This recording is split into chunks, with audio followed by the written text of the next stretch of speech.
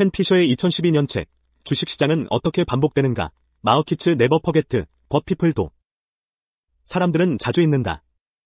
매우 많이, 매우 자주, 매우 빠르게 잊는다. 이 때문에 투자에서 실수를 저지르고 터무니없는 실수를 자주 저지르게 된다. 사건, 원인, 결과, 심지어 기분까지도 잊는다. 대부분이 과거에 이미 똑같이 존재했음에도 불구하고 말이다.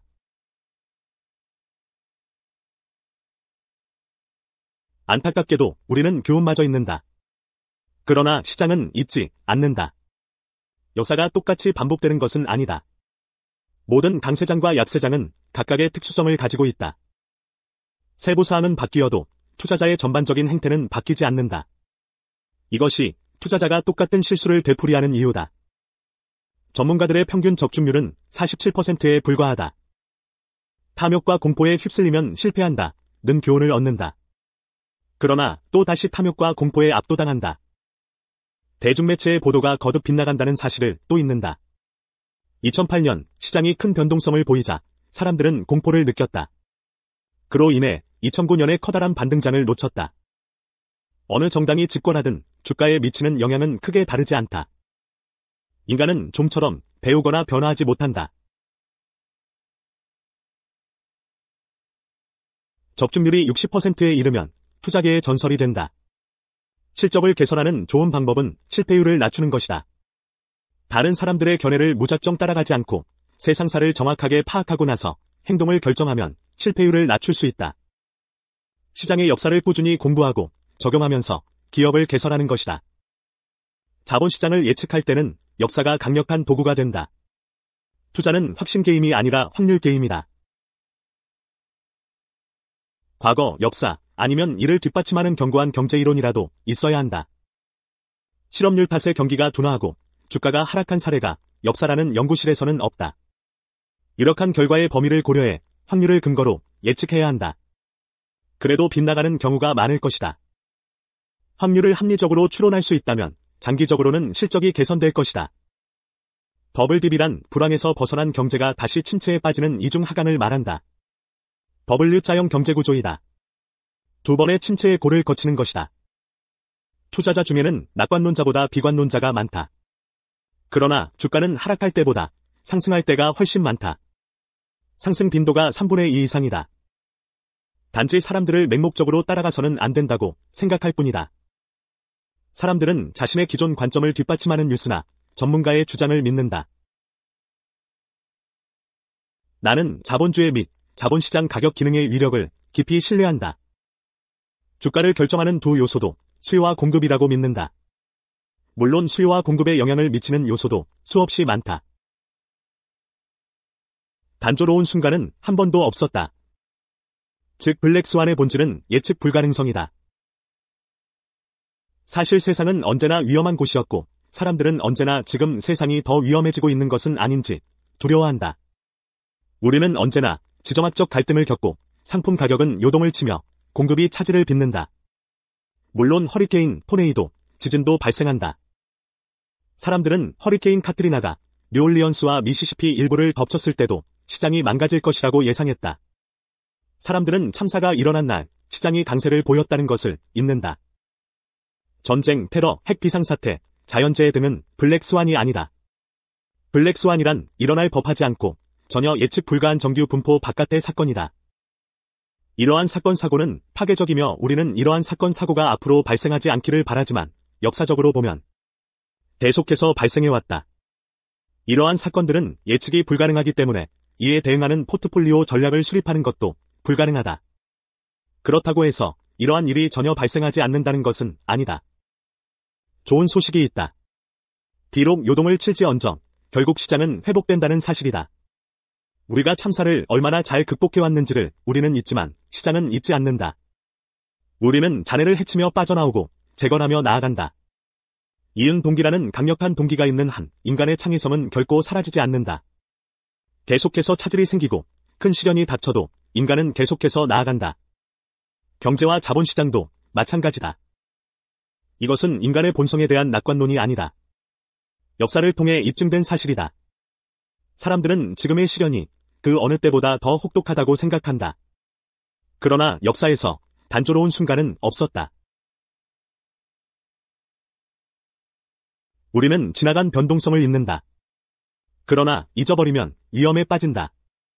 평범한 해의 정상적인 변동성에 조건반사적으로 행동하지 마라. 자산의 100%를 주식으로 보유하라는 것은 절대 아니다. 적정한 자산 배분을 위해서는 수많은 변수를 고려해야 한다. 변동성은 정상이고 그 자체가 변동적이라는 것을 잊으면 안 된다. 역사는 우리를 가르치고 기억은 우리를 저버린다. 존재한 적이 없는 장기 약세장. 장기 약세장은 이론적으로 10년 이상 지속되는 아주 긴 약세장이다. 나는 장기 약세장이 존재하지 않는다고 생각한다. 장기간 횡보하는 구간에도 몇 년 정도는 짧은 강세장이 발생할 수 있다. 물론 약세장에서도 조정이 발생한다. 강세장에서 조정이 발생하는 것과 마찬가지다. 약세장은 평균 21개월, 1년 9개월 정도 지속된다. 사상 최장기의 약세장, 대공황은 단 5년여 지속되었고 75년 전의 일이다. 강세장은 평균 57개월간 지속되었다. 어떤 방향이든 한쪽을 예측하는 것 자체가 바보짓이다. 이것은 사람들의 본성이 비관론자에게 신뢰를 부여하기 때문인데 사람들은 대부분 비평이 가장 지적이고 똑똑한 일이라 여긴다. 반대로 낙관론은 바보 같다고 본다. 얍세론자로 버티는 것은 참 쉽다. 사람들은 손실에 괴로워하는 것을 정서적으로 2배 더 강하게 느끼기 때문이다. 얍세론을 택할 장세도 있지만 강세론을 택할 장세가 더 많다. 큰 조정도 수익률에 타격을 주지는 못한다. 실제로는 아니지만 장기 약세장으로 거론되는 시기가 2번 있다. 17년간 상승률 제로의 1965에서 1981년간과 0의 10년이라는 2000에서 2009년이다. 하지만 배당은 총수익의 일부이고 계산에 포함되어야 한다. 또한 다우지수는 시가총액 대신 주가로 가중된다. 가격 가중지수는 경제 현실을 반영하지 못한다. 1965년에서 1981년의 수익률은 배당을 고려하지 않은 데다 다우지수에 편입된 고가 주식이 저가 주식에 비해 상승률이 부진했다. 인면불알이나 액면병합으로 주가가 달라진다. 실제를 더 잘 반영하는 시가총액 가중지수를 활용하는 것이 좋다. 17년간의 실적이 장기 평균보다는 낮지만 재앙 수준은 아니고 장기 약세장과도 거리가 멀다. 약세장은 전반적으로 주가가 하락하는 기간이다. 떨어지는 기간이다. 그런데 장기에 걸쳐 주가가 떨어지는 기간은 아예 찾기가 불가능할 정도이다. 얍세장이란 오랜 기간에 걸쳐 지수가 20% 넘게 하락한 경우이다. 조정은 몇 주나 몇 달 동안의 짧은 기간에 지수가 10에서 20% 떨어지는 경우이다. 조정은 거의 매년 발생한다. 2010년에도 조정이 발생했지만 그 해 세계 주가지수는 11.8% 상승했다. 주가 하락이 장기에 걸쳐 진행된 유일한 시기는 1929년에 시작되었다. 2000년에 매우 큰 약세장이 시작되었다. 그러나 2002에서 2007년은 일반 규모의 강세장이었고 이후 다시 거대한 약세장이 들이닥치더니 2009년에 다시 거대한 강세장이 도래하였다. 2002년에서 2007년에 일반 규모 강세장도 실시하지는 않았다. 5년이나 지속되었다. 보통 강세장은 평균 60개월 지속된다. 장기 약세로는 멍청한 주장을 한다.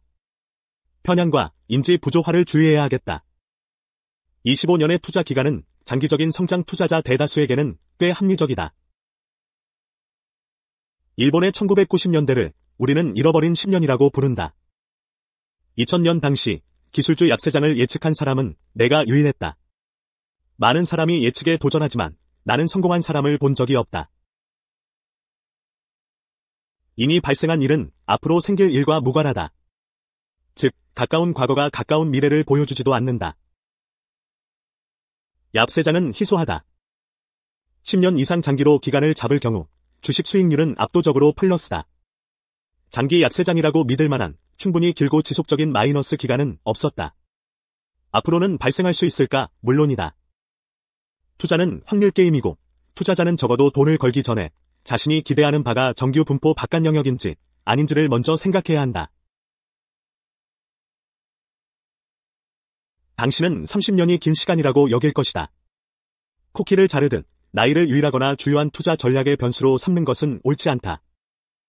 65세라고 투자 지평이 5년 남은 것이 아니다. 투자 지평을 은퇴까지 얼마나 남았는지로 정하면 안 된다. 자산이 얼마나 오랫동안 버텨야 하는지로 정해야 한다. 자신과 배우자의 남은 인생을 생각해야 한다. 투자 지평이 길수록 대체로 주식 비중을 높게 유지하는 것이 더 유리하다. 역사를 보면 주식 수익률은 마이너스가 아닌 플러스다. 이 사실을 매번 잊는 것은 우리의 부실한 기억력 때문이다. 부채에 대한 거짓 공포. 정부 부채도 관련 부채 중에 하나이다. 그들은 언제나 자기가 보고 싶은 것만 본다. 과도한 부채에 대한 우려는 투자의 역사에서 흔하게 반복된다. 부채에 대한 우려가 계속 대두되지만 세상은 잘 굴러가고 전체적으로 부유해지며 주가는 불규칙할지언정 상승 추세를 보인다. 부채 없이는 기업들이 성장, 연구, 생산 라인 추가, 고용, 혁신하기 힘들다. CEO들은 미래 수입과 차입 비용을 비교해 적절한 부채 수준을 결정할 것이다. 두려워할 대상은 재정 흑자다. 정부 부채는 장기적인 관점으로 보아야 제대로 알 수 있다. 선진국의 채무 불이행은 믿기 어려울 정도로 드물다. 신흥국은 그렇지 않다. 문제는 적자가 아니라 흑자다. 역사적으로 미국 연방정부의 재정 적자가 주식에 미친 영향은 좋았다. 반면 재정 흑자가 미친 영향은 나빴다. 무엇이든 반사적으로 짐작해서는 안 된다. 역사는 유용한 실험실이며 정반대가 사실임을 보여준다. 대규모 재정 흑자 이후에 변동성이 확대되었다. 대규모 재정 적자 이후에 플러스를 기록했다. 주식시장에서는 한 가지 요인에 따라 움직이지 말라는 것이다. 자본시장은 훨씬 더 복잡하다. 재정이 적자인 정부는 돈을 빌려 지출한다. 정부든 당신이든 어느 경제 주체든 돈을 빌려서 쓸 경우 그 돈은 1년에 6번 회전한다. 집행된 돈은 개인, 기관, 다른 정부로 전해진다. 돈을 받은 경제 주체는 다시 그 돈을 쓴다. 화폐의 유통 속도는 얼마나 자주 손이 바뀌는가 하는 개념이다. 나는 정부가 바보같이 돈을 쓰기보다는 모든 것을 민간에 맡겨두기를 바란다. 주식시장은 대규모 적자 재정 이후 호조를 보이고 흑자 재정 이후에는 항상 활력을 잃는다. 투자는 이념에서 벗어나야 가장 잘할 수 있는 게임이다. 투자자의 일은 발생 확률이 높은 일이 무엇이며 그것이 어떠한 영향을 미칠지를 고려하는 것이다. 다른 사람들이 무엇을 발생 확률이 높은 일로 보고 있는지, 그 예측이 현실을 반영한 것인지를 따져보는 것도 필요하다. 기대와 현실의 부합 수준을 염두에 두어야 한다. 향후 12개월이나 24개월 동안 주식시장을 움직이는 것이 바로 이 기대와 현실의 격차이기 때문이다. 판단이 서면 그 격차에서 투자 기회를 찾아내야 한다. 주장이 타당한지를 생각해보라. 부채, 정부 부채인 듯가 없으면 국채도 없다. 미국 국채는 은행 지급 준비금의 큰 부분을 차지하는데 미국 국채가 없다면 현대은행의 순조로운 대출 시스템을 어떻게 운영할 것인가? 이슈는 전체적인 부채에 감당 가능 여부여야 한다. 더 우월한 주식은 없다. 소형주가 본질적으로 최고의 투자 대상이라고 믿는 그룹이 있다. 대형주가 최고라고 믿는 투자자들도 있다. 대형 성장주가, 기술주가, 고배당주가, 독일 중형 산업주가. 그들은 자신의 절대적이고 엄격한 투자 원칙이 올바른 기준을 따르고 있다고 굳게 믿는다. 이러한 믿음은 맹목적이지 않다. 역사를 보면 특정 범주에 강점이 있는 경우도 있다. 소형주는 약세장 바닥에서 크게 반등하는 경향이 있다. 대형주 수익률이 아주 장기간에 걸쳐서는 소형주보다 높다. 역사적으로 장기 강세장은 대형주가 주도해왔다. 한 범주의 비중을 과도하게 높였다가 수익 및 위험을 관리하기 힘들어질 수 있다. 슈퍼스톡스 책의 PSR 주가 매출액 배수를 보면 PSR은 소형 가치주, 즉 매우 저평가된 소형주를 찾아내기 위해 개발되었다. PSR은 오랫동안 유용했지만 예측 수단으로서 쓸모는 점점 줄어들었다. 오늘날 널리 쓰이면서 유용성이 줄어든 것이다. 널리 알려지면 무엇이든 힘을 잃는다. 정보도 그렇고 투자 수단, 방법, 지표도 마찬가지다. 주가는 수요와 공급에 의해 움직인다. 우리는 수요와 공급이 열망의 함수라고 배웠다. 주식 공급은 기업 공개나 신주 발행으로 증가하고 파산, 자사주 매입, 현금을 투입한 인수 합병으로 감소한다. 주식 공급은 예측하기 쉽다. 공급이 크게 움직이지 않기에 단기적으로는 주식 수요의 변화가 주가를 위아래로 움직인다. 그런데 수요는 변덕스럽게 빠르게 변동한다. 반면 장기적으로는 주식 공급이 거의 끝없이 늘거나 줄면서 다른 모든 변수를 잠재울 수 있다. 3년, 5년, 7년, 10년, 37년 뒤 어떻게 될지는 공급이 크게 관련되어 있다. IB투자은행은 기업들이 주식이나 채권을 발행해 자본시장을 활용하게 하는 매우 기본적인 사회 서비스를 제공한다. 기업 인수 합병을 하도록 돕기도 한다. 못마땅할지언정 그들의 존재를 인정해야 한다. 어떤 범주가 과열되면 그 주식에 대한 수요가 증가한다. 투자은행가들은 주식 발행으로 이러한 수요를 충족시켜주면서 신규 및 기존 상장 기업을 돕고자 한다.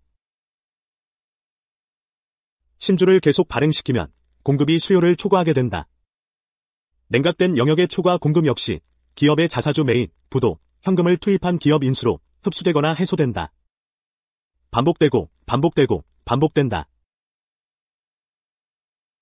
수요가 이 영역 저 영역으로 불규칙하게 끝없이 옮겨 다니는 동안 공급은 무한히 증가와 감소를 반복한다. 장기적으로 모든 변동은 공급 변동에 연계되어 나타나는데 이 공급 변동은 예측이 불가능하다. 어느 한 범주를 영원히 사랑하면 성과를 얻지 못한다. 특정 범주에 대한 선호, 전체적으로 잘 분산된 PF 속의 선호는 향후 12개월, 18개월, 길게는 24개월 동안 그 범주의 펀더멘털이 왜 좋을지를 내다본 평가의 결과여야 한다. 미국 대형주, 소형주, 성장주, 가치주, 외국 주식, 채권 등에서 우월한 범주 같은 것은 없다. 어느 한 범주를 선호하는 것이 잠시 통할 때가 있지만 대개는 통하지 않는다. 장기 예측은 불가능하다. 내가 자신 있게 할 수 있는 조언은 24개월보다 먼 미래를 예측하려는 시도는 무시해도 된다. 3년 이후는 누구도 예측한 바 없는 장기 요인에 따라 대응해야 한다. 특정 자산, 규모, 스타일, 섹터, 산업 등이 아주 긴 기간에 걸쳐 시장을 주도할 수 있다. 그러나 예측할 방도는 없다. 또 어떤 주식이 오랫동안 시장을 주도했다고 해서 이제 곧 그 주도가 끝날이라고 예측해서도 안 된다. 강세장이 너무 오래 지속되면, 즉 평균보다 오래 가면 그 강세장은 곧 끝날 것이라고 믿지만 아니다. 향후 10년간의 주식 공급을 예측할 수 없는 한 어떤 범주가 시장을 이끌지 알아낼 방법은 없다. 세상에서 탄소를 가장 많이 배출하는 것은 자동차가 아니라 가축이다. 진정으로 환경을 사랑하는 사람들은 미래를 걱정하지 않는다. 이거티 리스크 프리미엄, ERP, 주식 위험 프리미엄은 단지 공상적인 장기 예측이다. 내게 주식은 장기 투자 대상이기 때문에 10년이 최상의 기간이라고 생각한다. 다른 장기 예측 모형도 포함하여 ERP 신봉자들은 대개 근시이다. 나는 100테스트를 일관되게 통과하는 모형을 본 적이 없다. 과거 10년간의 EPS 평균치는 미래에 일어날 일에 대해 아무것도 말해주지 못한다. ERP 현재의 PER 또는 과거 PER의 평균, 이 주식의 장기 수익률에 대해 무엇인가를 알려준다고 생각하는 사람들이 깨닫지 못하는 것이 있다. PER 자체로는 예측력이 없다는 사실이다. 고 PER은 일시적으로 수익이 감소한 결과일 수도 있다. 이때는 매수하기 매우 좋은 시기일 수 있다. 주식 공급 물량의 장기적 변동에 대해 PER의 변수들은 아무것도 예측하지 못한다. 안전해 보이지만 실은 열기 추적일 수도 있다. 진화를 통해 자리 잡아서 극복하기가 어렵다. 그 자산이 본질적으로 안전하고 영구적으로 더 낫다고 생각하기 때문이다. 최근 호조를 보인 주식이 본질적으로 더 안전하다고 믿는 시장의 열기를 추적하는 형태가 문제이다. 열기 추적은 FOMO, 호모와 비슷하고 튤립버블과 유사한 듯하네. 주가가 상승해 왔다고 해서 더 안전하지는 않다. 안전하다고 알려진 자산들, 예를 들어 부동산을 잃을 수 없는 투자라고 여겼지만 결국에 손실이 발생할 수 있다. 인플레이션 시기였던 폴 볼커 때의 물가 상승률은 연 10% 후반이었다. 부동산은 언제나 장기 투자처로서 매력이 낮았다. 부동산은 인플레이션 해지 수단도 아니다. 사람들이 무언가를 두고 잃을 수 없다고 말한다면 그 투자는 잃을 수 있는 것이고 곧 잃게 될 것이다. 그동안 뜨거웠다고 해서 앞으로 반드시 식어야 하는 것은 아니다. 주식이 변동성이 큰 것은 맞다. 원자재, 에너지, 사치성 소비재 주식에 대한 비중을 생각해보자면 이들 주식은 약세장 때 가장 많이 떨어졌다가 강세장 때 가장 크게 반등한다는 논리에 따른다. 금에 대한 타이밍 투자에는 신경 쓰지 말아야 한다. 무엇인가가 그동안 뜨거웠다는 사실이 의미하는 것은 그것이 뜨거웠다는 사실뿐이다. 그 사실은 위험이나 향후 수익에 대해 아무것도 말해주지 않는다.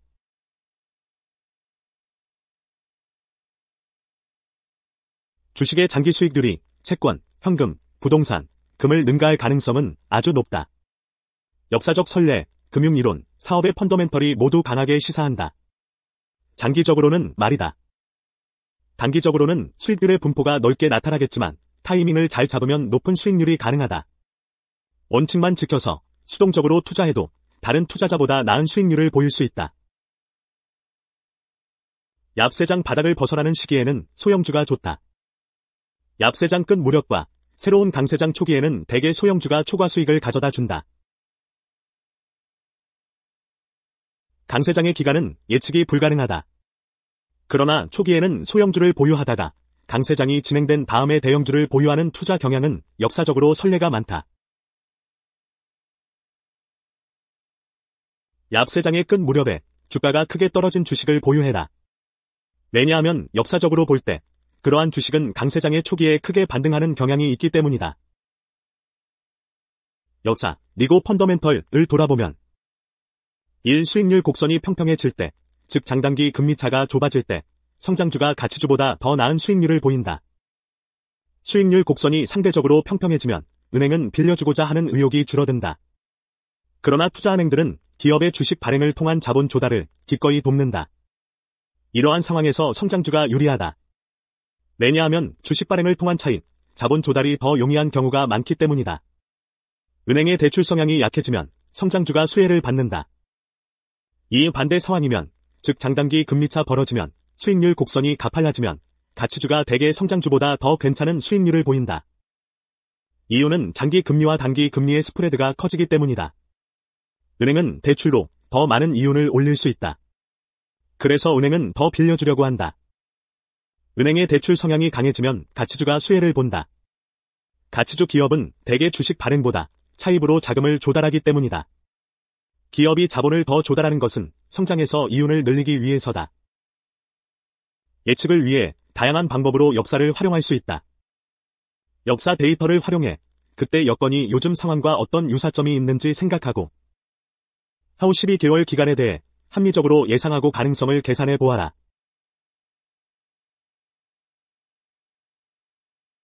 5년, 10년 뒤에 주식 등 투자 자산은 운에 맡겨라. 주식 공급 변동을 예측할 수 없기 때문이다. 이데올로기가 아닌 펀더멘털 요인에 의해 움직이는 게 진짜 패턴이다. 인간의 뇌와 확증 편향은 흔한 인지 오류를 만든다. 정치적인 서론은 또 다른 편향일 뿐이다. 그리고 편향은 투자에 치명적이다. 편향은 우리 뇌가 진화된 결과 가지게 된 정상적인 태도다. 편향은 인지의 지름길이다. 정치적 사랑에 빠지는 것도 위험하다. 이런 조사는 사람들의 감정과 취약한 단기 기억을 측정할 뿐인데 감정은 빨리 바뀐다. 감정을 믿지 말라. 당신의 감정도 누구의 감정도 믿지 말라. 무슨 일이 일어났는지, 무엇을 희망하는지는 중요하지 않다. 사람들이 무엇을 예상하는지, 그리고 예상과 다른 결과가 나왔을 때 그들이 어떻게 대응하는지가 중요하다. 투자 의사 결정과 관련해서는 이데올로기를 버려야 한다. 편향은 치명적이다. 차트 패턴은 우연일 뿐이다. 많이 알려진 것처럼 인간은 손실 회피 감정이 있고 수익을 좋아하는 감정보다 손실을 싫어하는 감정이 2배 강하다.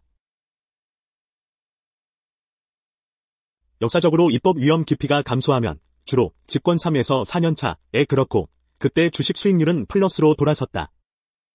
대통령은 무엇이든 의회를 통과시키려면 임기 1년 2년 차에 승부를 걸어야 한다는 것을 안다. 그가 상대적인 권력을 잃을 경우 후반 싸움이 더 힘겨워진다. 이것은 역사가 뒷받침하는 이론이다. 중요한 법안 대부분은 대통령이 취임한 후 2년 이내에 통과된다. 자본시장에서는 수억 명이 수십억 건이 결정을 내린다. 사람들은 천성적으로 편향을 가진다. 만약 당신이 편향에서 자유롭고 다른 투자자들의 편향이 언제 영향을 줄지 알 수 있다면 세상을 더 정확하게 보고 잠재적인 이윤을 찾아낼 수 있을 것이다. 공화당, 민주당 대통령은 각각 기업과 노동자의 우호적인 대통령이 아니다. 그저 정치인일 뿐이다. 카터지수란 고통지수, 즉 실업률과 물가상승률을 말한다. 우리의 취약한 기억력은 점을 잊지 않는다. 거의 모든 공화당 대통령 후보 지명자는 서부에 탄탄한 뿌리를 두고 있다. 이 패턴은 60년이 넘도록 전개되고 반복되고 있다. 하지만 모든 법칙에는 예외가 있다. 펀더멘털은 미래에 바뀔 수 있고 현상이 희미해질 수도 있다.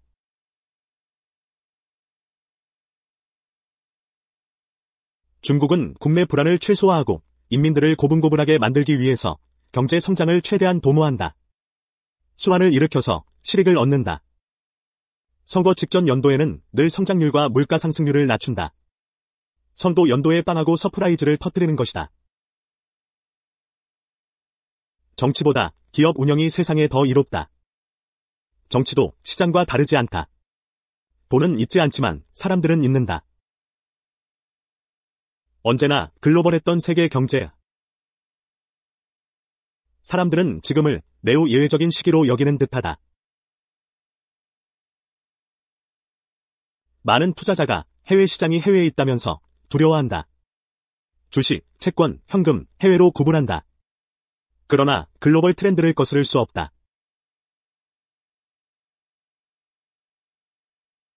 호황 침체 불황 회복 사이클이 있고 글로벌하게 침체하는 중이면 개별 국가는 이 추세를 멈추지 못한다. 그 나라 경기는 여전히 세계와 동조해 순환할 것이다. 침체 또한 글로벌하다. 확장도 그렇다. 단 그 속도는 동일하지 않다. 자본시장은 글로벌하게 연결된다. 금융이론에 따르면 잘 구성된 범주는 중간 경로가 다르더라도 시간이 흐르면서 비슷한 수익률로 수렴한다. 20세기 경제학의 초석은 화폐의 수량선이다. NV = P, Q, 일식에서 보듯이 MV, PQ. 화폐 공급 곱하기 돈의 움직임 속도, 즉 얼마나 회전하느냐는 무엇과 같으냐 하면 인플레이션 곱하기 거래 횟수와 같다는 이론이다.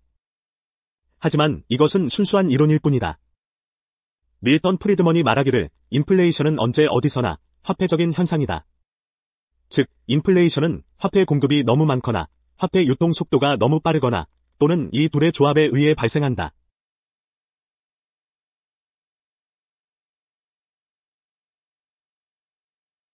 사람들은 인플레이션이 여러 기묘한 요인에 의해 발생한다고 말하며 유가, 무역 적자, 재정 적자 등을 거론한다. 이를 중 어느 것도 화폐 공급이나 유통 속도와 직접 연결되지 않는다. 요약하면 인플레이션은 너무 많은 돈이 시끄럽게 돌아다니지만 경제 활동에 흡수되지 않을 때 발생한다.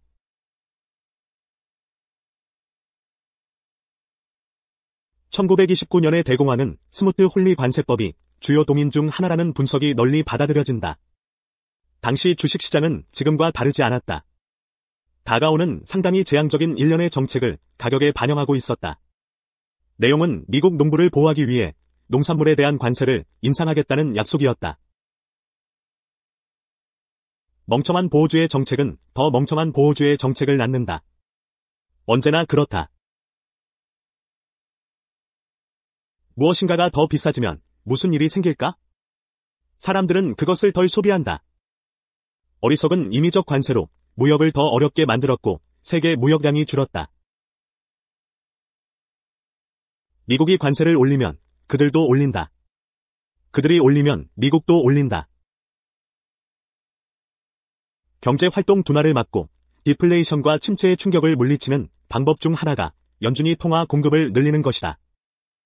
yen V equal P, Q에서 V가 느려진다면 통화 공급인 M을 증가시켜서 디플레이션으로 이르는 죽음의 소용돌이를 막을 수 있다. 재앙 같은 통화 정책이 멍청한 정치인의 보호주의와 결합하자 정상적인 침체로 충분했을 경기가 대공황으로 악화되었다. 진짜 위험은 해외 투자를 하지 않는 것일 수도 있다. 한 나라에만 투자하면서 글로벌을 간과하는 것이다. 미국이 꼭 제일 중요하지는 않다. 거시 동인 대부분이 전적으로 글로벌하다. 글로벌 변수가 지역 변수보다 크다. 높은 세율은 주식시장에 타격을 주고 낮은 세율은 마술과도 같은 만병통치약일까? 그렇지 않다. 세율과 시장의 역사는 뒤섞인 모습을 보인다. 영향력 차원에서 글로벌이 먼저이기 때문이다. 지역의 변수는 그 다음이다. 1981년에 자본소득세율이 28%에서 20%로 인하되었다. 주가가 두드러지게 올랐을까? 그렇지 않다. 12개월 동안 주가는 오히려 22% 하락하였다. 거시적 글로벌 동의는 조세정책보다 더 영향이 크다. 세계적으로 벌어지는 일은 주식시장에 큰 변화를 준다. 그러나 세율 조정은 대개 아주 제한적인 영향, 부가적 변화 정도만 준다. 법인세와 소득세를 대폭 줄여준다고 해도 생산성이 세계적으로 나빠지는 상황에서는 큰 도움이 안 된다. 화폐 유통 속도가 갑자기 떨어져서 디플레이션, 즉 장기적 물가 하락이 일어나거나 세계적인 경기 침체가 진행되는 경우에도 조세정책이 큰 도움이 안 되는 것은 마찬가지다. 리더십은 언제나 수완한다.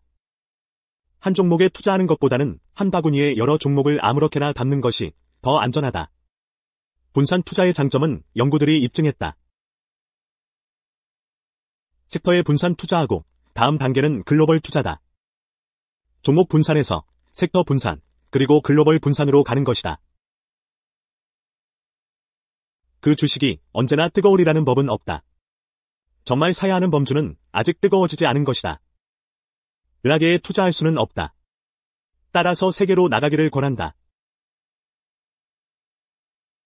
역사에만 의존해서는 안 된다. 과거는 결코 미래를 예측하지 않는다. 시장의 역사만 알면 주가를 예측할 수 있는 것은 아니다. 시장의 역사는 실험실이다. 가설을 검증하는 곳이다. 역사를 통해 X와 Y의 상관관계가 높은지를 점검해야 한다. 만약 전 세계가 X를 보고 Y를 예상하는데 당신 혼자 역사 테스트를 통해 그렇지 않다는 것을 알게 된다면 사람들과 반대로 투자해 큰 돈을 벌 수 있다. 합리적인 기대를 형성하는데 역사를 활용하고 그 기대가 실현될 확률을 헤아리려면 현재의 경제적, 정치적, 감정적 동인에 대한 이해를 활용해야 한다. 예측해서도 안 된다. 자본시장은 믿기 어려울 정도로 복잡하다. 가끔 전혀 예상하지 못한 일이 발생한다. 또 가끔은 당신의 역사 해석이 틀린 것으로 드러날 수도 있다. 그러나 투자는 확실성이 아닌 확률의 게임이며 당신은 어떻게든 합리적인 확률을 산정하는 작업을 해야만 한다. 당신의 이해와 분석이 아무리 훌륭하다고 해도 가끔 틀릴 수 있다. 자주 틀릴지도 모른다. 100% 정확성은 가능하지 않다. 기대도 하지 마라. 적절한 시장 역사를 정기적으로 공부한다면 세계를 더 정확하게 보고 실패 확률을 낮출 수 있게 될 것이다. 이것이 역사가 가르치는 바이다. 당신의 기억력이 엉망이라는 것을 강조하고 싶다. 돈과 시장은 절대 잊지 않지만 사람들은 반드시 잊는다. The end.